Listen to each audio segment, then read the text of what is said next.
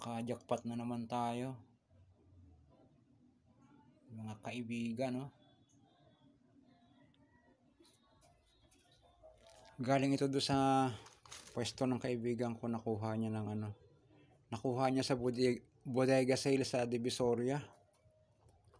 Pero dahil sobrang dami, binigay na sa akin yung iba. Ito yung mga ano na, oh. Yung mga dating bracelet. Mga old model na siya. Oh, pero nabibili pa rin siya. Bali ito, bigay lang naman sa akin, ibebenta ko lang siya ng ano. Kahit 5 piso, 2 piso. Oh, pwede pa siya. Ibebenta to sa ano.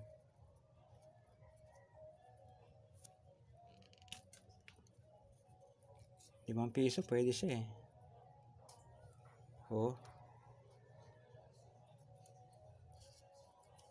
Okay pa siya, oh. Yung mga ginaganito lang, ayun, oh. Oh. Ang dami niya, no? Dami. Kakapera na naman ako dito. Yung bracelet. Ito pa, oh. Ito naman, galing bodega din siya. Ang issue naman ito, parang na-expire na yung ano na, expired na yung tawag nito. Ito yung pinakang beads kasi siya, yung pinakang tuhog niya, yung sinulid. Itong nangyari kasi sa kanya, oh. Ayan, oh. Yung pinakang nylon niya na pinantuhog sa kanya na expired na. Ayan, oh. Marupok na. Dahil na rin siguro sa ano, sa katagalan niya. Pero yung beads niya okay pa, oh. O bali tutuhugin mo lang siya ng panibago. Ito meron akong ginawa. Papakita ko sa inyo. Ito siya, oh. Ayun, pag tinuhog mo siya ng panibago, tali mo lang. Magagawa mo na siyang panibagong bracelet na. Ang ganda, oh.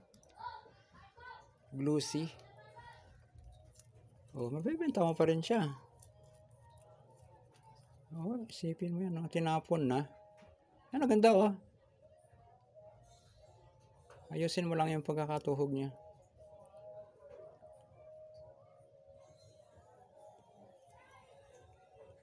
Maganda rito yung ano, yung rubberized na ano, itong nylon na rubberized siya. Ayan.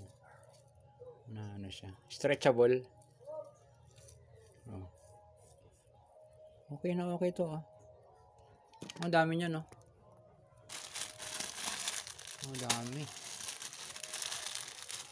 Magkakapera na naman ako dito.